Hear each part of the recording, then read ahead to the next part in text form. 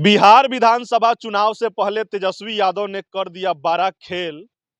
राजनीतिक गलियारों में होने लगी चर्चाएं। नमस्कार, मेरा नाम चंदन कुमार है। आप यूथ ऑफ तिरहुत देख रहे हैं।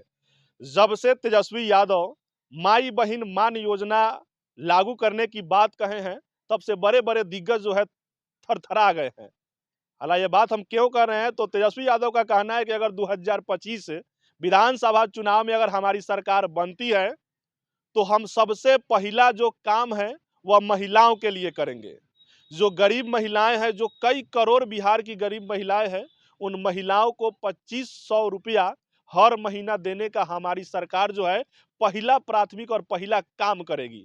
और जब से यह बात खुलासा तेजस्वी यादव किए हैं, तब से राजनीतिक गलियारों में सिर्फ इसकी ही चर्चा है। अगर हम बात करें बिहार की वर्तमान सरकार, जो एनडीए की सरकार है और मुख्यमंत्री श्री नीतीश कुमार है। नीतीश कुमार हमेशा महिलाओं की विकास, उत्थान और वृद्धि की बात करते हैं, और नीतीश कुमार का जो कोर वोटर है वो महिला मानी जाती है।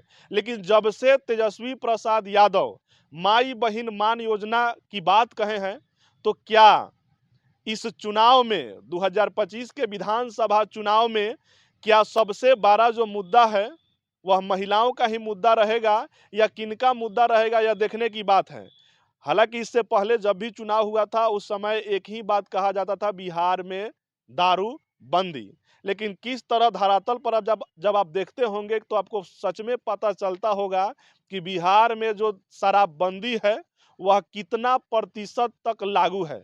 वो आप भी जान रहे हैं, वो हम भी जान रहे हैं। यानी साफ साफ कह सकते हैं कि बिहार में जो दारूबंदी जो योजना है वह पूर्णतः जो है वो विफल है, वह सफल नहीं हो पाया है। तो इस बार महिला भी जान रही है कि किस तरह से आप, जब भी चुनाव आता है, आप हमको बहला कर फुसला कर वोट ले लेते हैं, लेकिन हमारी जो मांग है, हमारी जो बात है, उस पर आप खरे नहीं उतरते हैं।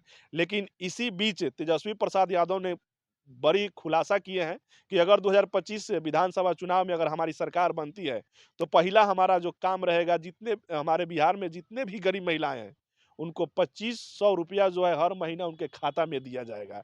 तो देखने वाली बात होगी कि क्या 2500 रुपया पर महिला जो है वह महागठबंधन के साथ जाएगी, या नीतीश कुमार कहते हैं कि बिहार में पूर्णतः शराबबंदी है, या महिला उस तरफ जाएगी। ये देखने वाली बात होगी। हालांकि तेजस्वी प्रसाद यादव का यह भी कहना है कि जब हमारी सरकार थी, कुछ दिन पहले जब नीतीश कुमार के साथ हमारी सरकार थी, तो सबसे ज्यादा युवाओं को रास्ता जो खोला गया था, यानी 5 लाख लोगों को रोजगार देने का हमारी सरकार काम की थी, जिसमें से 3 लाख लोगों को नियुक्ति पत्र जो है वो पटना में बांटा गया था। और जैसे ही फिर उनकी सरकार हटती है, यानी नीतीश कुमार एनडीए के साथ जाते हैं, तो फिर से वो जो नौकरी का जो सिलसिला है आगे तो बढ़ाया गया। लेकिन तेजस्वी यादव का कहना है कि जब हमारी सरकार बनी थी उसी समय नौकरी दिया गया था, उससे पहले नौकरी देना चाहिए था या उसके बाद देना चाहिए था। लेकिन जब हमारी सरकार बनी थी, जब महागठबंधन की सरकार थी, उसी समय रास्ता जो था वह खोला गया था। उसी रास्ता पे जो वर्तमान की सरकार है वह रेंग रही है।